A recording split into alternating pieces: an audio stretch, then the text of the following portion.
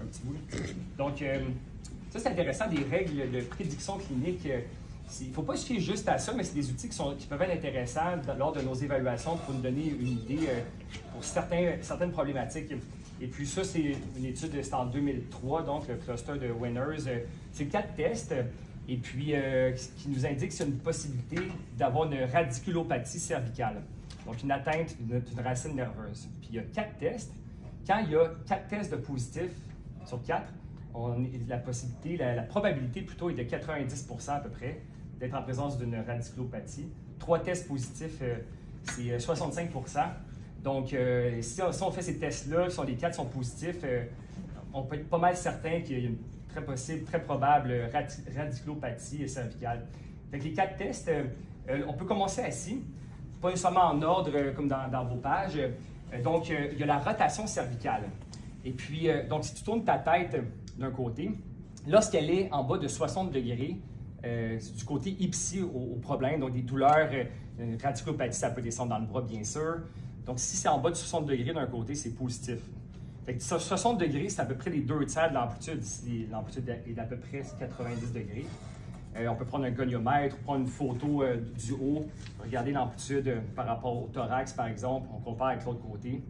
Donc, rotation cervicale. Il y a aussi le test de Sperling, donc le Sperling test, où on fait une flexion latérale d'un côté, par exemple, si les symptômes étaient du côté droit, et je peux faire une compression, comme ça, voir si, est-ce que ça reproduit la douleur. Des fois, les tests, il y en a qui, des fois, le Sperling plus en extension, comme ça. Je l'ai bien vu, je pense que la meilleure façon, pas mal, c'est vraiment flexion latérale, puis une compression. Ça va comme ça, Marc. On peut se mettre aussi devant le patient, bien sûr, pour voir son non-verbal, comment ça se passe.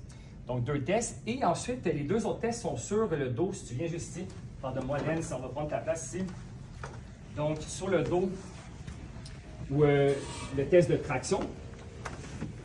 On descend un petit peu comme ça. Dans l'étude, il est décrit, encore un petit peu plus, s'il te plaît, comme ça. Exact. Il est décrit vraiment sur le dos. Donc, on regarde ici en faisant une traction globale au niveau cervical.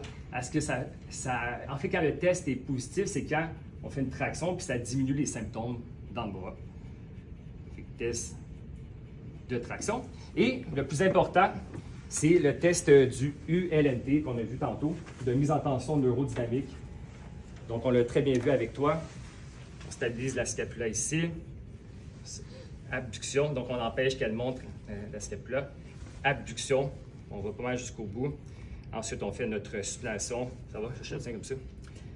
Supination, extension des doigts, extension du poignet en prenant vraiment les doigts comme ça ici. On va en rotation externe complète, ça va ici. Et voir si ça reproduit les symptômes du patient.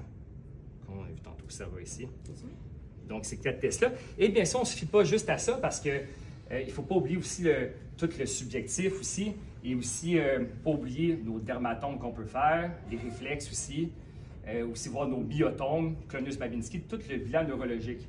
On ne se fie pas juste au cluster, mais c'est un bel outil.